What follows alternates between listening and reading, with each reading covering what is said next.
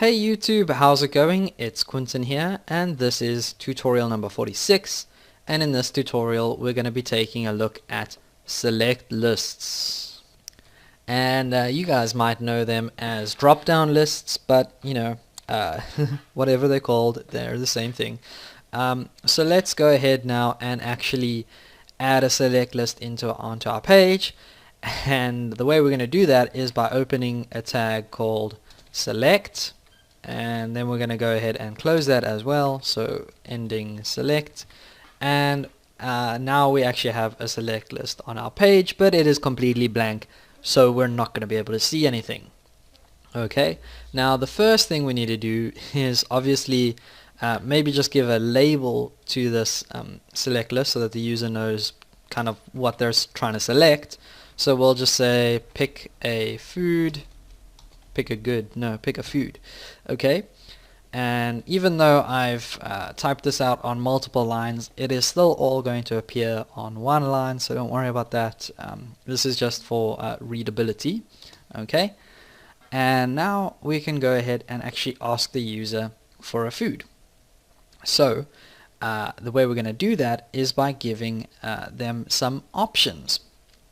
Okay, and we're going to have to go ahead now and open up a new option tag, and then we can close that option tag over there. So this is like the basic structure for a select list. You're going to have a select list, and you're probably going to have multiple option tags. Okay, but before we go any further, I do want to mention that there are some attributes that are missing from this that we really need to have. They are necessary, otherwise we're just this is not going to work. Okay, and the first thing we need to do is actually give our select list a name, because whenever we are going to send data from the select list through to the server or through to another web page, we need some way of identifying the data. So we need some way of identifying which of these options was chosen by the user, and the way we're going to do that is by giving our select list a name. So I'm going to give this a name of food. Okay, and then each of our options has to have a value as well. Okay, and the value can be different for each option, and in fact it should be different for each option. Okay, and I'm going to show you what I'm going to do here, because the user is not really going to be able to see this value, but whatever you type in between your two option tags over here, this is what the user sees. So let's say we're asking the user to select some food over here, so let's give them a food to select. Okay, and I think we can start off with potato chips. So potato chips, and now like I said, this is what the user sees, but we still need to give this a value so that we can send that value through to the server and actually find out over there what the user has selected. So we'll go ahead and give this a value of potato underscore chips, and that is our first option. So let's duplicate that. So I'm just going to hit Control D a couple times on my keyboard. I think one more will do. So we've got potato chips, and then I think we can give the user another kind of food. So let's give them popcorn, and like I said, we've got to have this correlate to that. So popcorn again over here. Then the next one can be peanuts. Peanuts, not pea butts. That would be kind of weird. Peanuts and peanuts. And you know what? Everything kind of starts with a P at the moment. So let's jump over to something else. Let's say nachos. Who cares about the capital, really? So nachos, and we'll copy that and maybe just paste that over here, nachos, and then pizza as well. So pizza and pizza.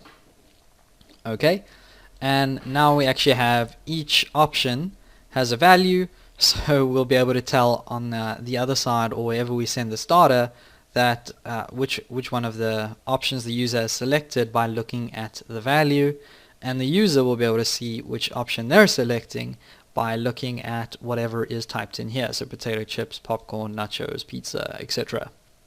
Okay, so if we run this in Firefox right now, we should get a list that looks something like this. So we ask the user to pick a food, and by default potato chips has been selected, and if we click on that we can actually select a different item. So let's go ahead and maybe select nachos or pizza or something.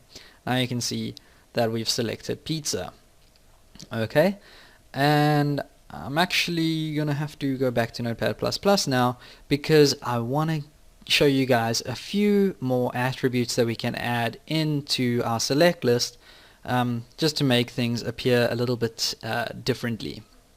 Okay, and the first thing I'm going to show you guys is how to make something else appear as the default selected item. So remember, potato chips was the first selected item by default because that was the first option.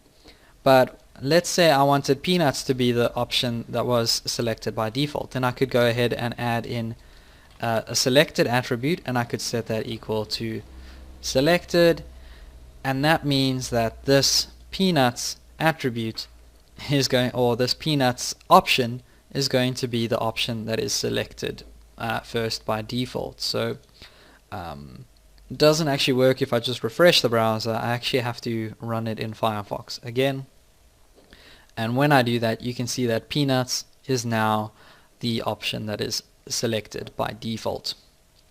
Okay, and there's actually two more attributes I want to speak to you guys about. So if we go back here, the first attribute I want to talk to you about goes up here in the opening select tag, and this is called multiple. So multiple, and we don't have to set that equal to anything, although we could say multiple equals multiple, and I'm not going to do that. But what this allows us to do is show more than one option at a time. Okay, but whenever we're using this multiple attribute, we need to decide how many options do we want the user to be able to see. So we need to give this a size, and that is the second attribute that I wanted to speak to you guys about. And the size we can set equal to a number value of however many options we want to show to the user. So let's say I set this equal to 3.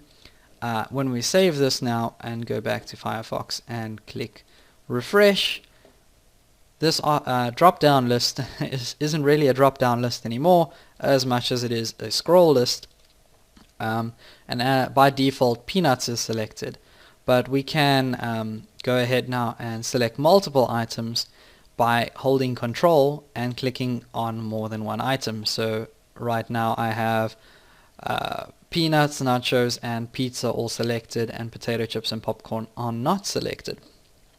Okay, and if I want to unselect them, just Control click again. So that's cool, and I could go ahead and change the size to 5, seeing as I've got 5 different options here. And basically what that means is we'll be showing all the options at once, so there's no need to scroll anymore. We're showing all 5 options all at once over here in the drop down. Well, you know, it's not a drop down anymore, it's a select list.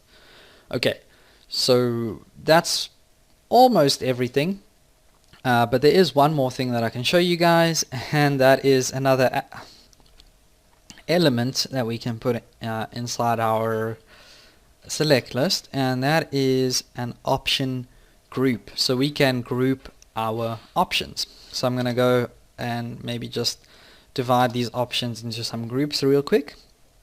And the first one, we can open up an option group tag, so opt group, and we can give that a label. So I'm going to give this a label of whatever we want the label for these foods to be.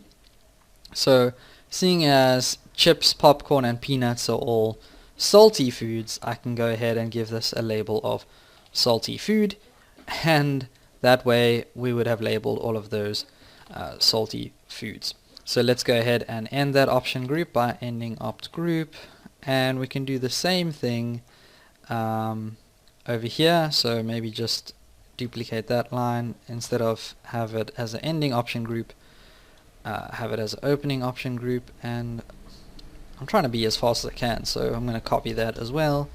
Maybe just paste that down here, and we'll give this a label of hot food, because pizza and nachos, I guess, are usually hot.